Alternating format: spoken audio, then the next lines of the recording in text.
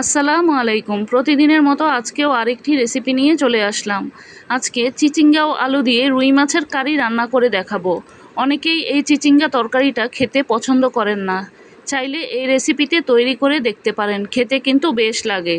রান্না করার জন্য আমি প্রথমে এখানে কয়েক টুকরা রুই মাছকে ধুয়ে পরিষ্কার করে নিয়েছি। এবার মাছের সাথে সামান্য একটু লবণ, সামান্য হলুদের গুঁড়া দিয়ে মাছগুলোকে মেখে নেব। মাছগুলো মেখে নেওয়া হয়ে গেলে চুলায় একটি প্যান বসিয়ে তেল গরম করে নেব। তেলটা গরম হয়ে আসলে মাছের টুকরোগুলোকে দিয়ে ভেজে নেব। মাছের টুকরোগুলোকে আমি হালকা করে ভেজে নেব, খুব বেশি কড়া করে ভেজে নিব না।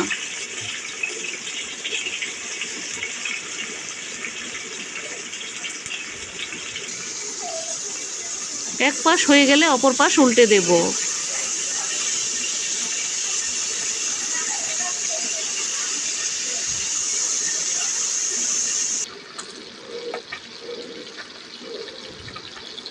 ভেজে নেওয়া হয়ে গেলে মাছের টুকরোগুলোকে তুলে নিয়েছি।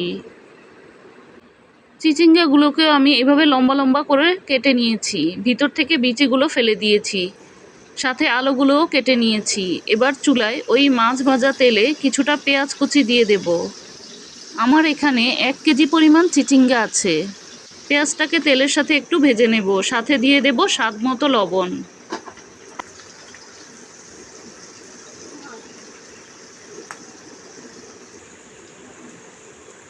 ভেজে নেওয়া হয়ে গেলে 1 চা চামচ হলুদের গুঁড়া, 1 চা চামচ জিরার গুঁড়া, 1 চা চামচ লাল মরিচের গুঁড়া,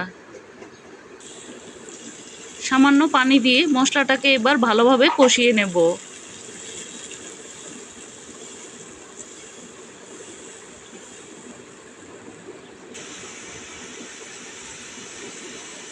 মশলাটা কষিয়ে নেওয়া হয়ে গেলে আমি এখানে 2টি টমেটোকে টুকরো করে কেটে দিয়ে দেব।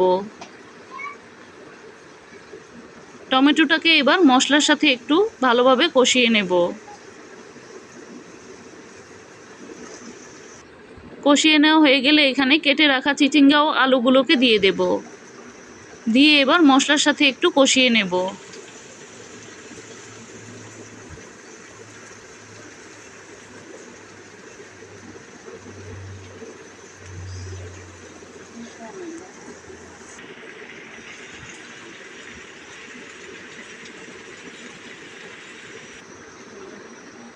চিচিঙ্গার তরকারিটা কষাতে কষাতে পানি বের হয়ে আসবে। পানিটা না শুকানো পর্যন্ত ভালোভাবে কষিয়ে নেব।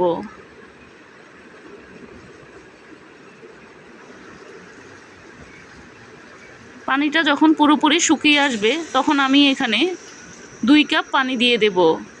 আপনারা আপনাদের তরকারির পরিমাপ অনুযায়ী নিয়ে নেবেন। আমার এখানে 1 কেজি পরিমাণ চিচিঙ্গা ছিল। এবার উপরে ভেজে রাখা মাছগুলোকে দিয়ে দেব।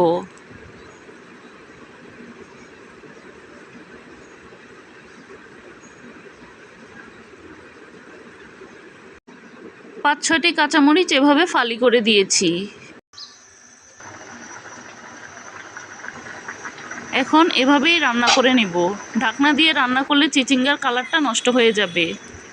রান্নাটা যখন শেষ হয়ে যাবে নামানোর 2-3 মিনিট আগে আমি উপরে কিছুটা ধনিয়া পাতা কুচি ছড়িয়ে দেব। এখন চুলাটা বন্ধ করে দিয়েছি। তৈরি হয়ে গেল আলু ও চিচিঙ্গা দিয়ে রুই মাছের কারি। চাইলে এই রেসিপিতে একবার তৈরি করে দেখতে পারেন। আশা করি খুবই ভালো লাগবে। ভিডিওর কোনো অংশ যদি ভালো লেগে থাকে একটি লাইক দিতে পারেন। আবারও দেখা হবে নতুন কোনো রেসিপি নিয়ে। সে পর্যন্ত ভালো থাকবেন, সুস্থ থাকবেন। আল্লাহ হাফেজ।